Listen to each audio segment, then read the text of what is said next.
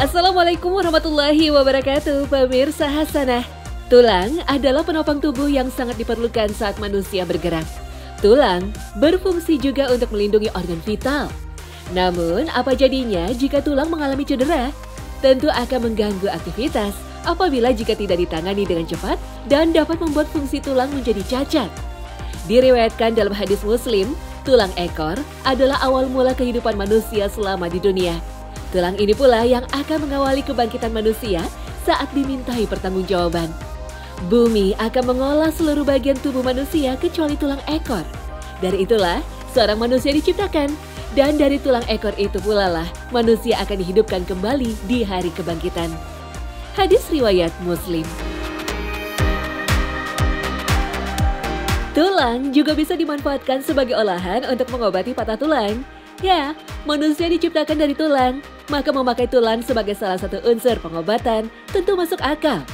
Ekstrak tulang kaki ayam yang selama ini jadi limbah kaya akan kandungan kolagen dan kalsium yang cocok digunakan untuk penyembuhan patah tulang.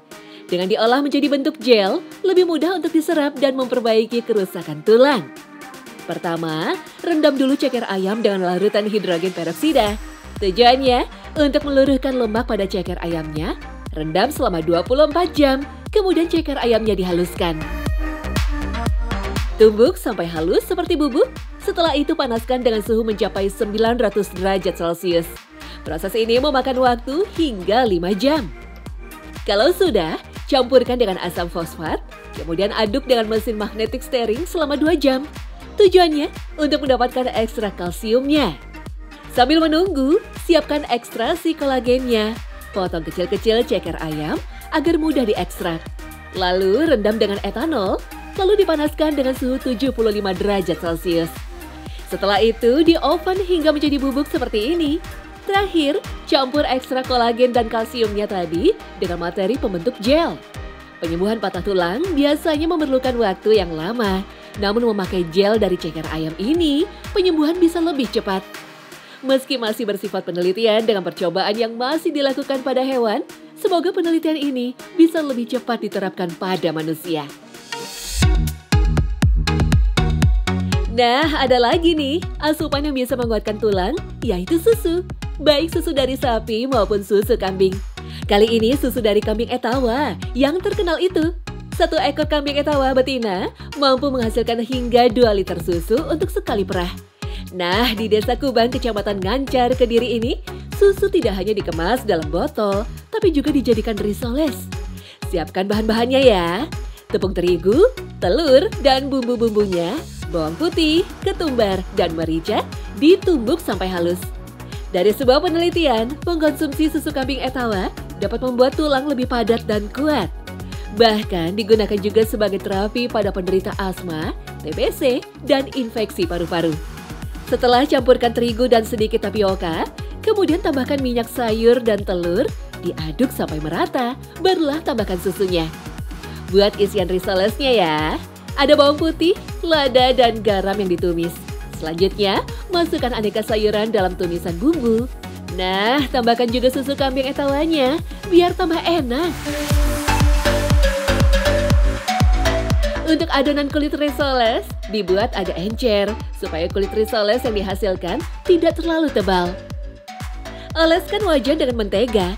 Kalau sudah panas, tuangkan adonan ke seluruh permukaan wajan.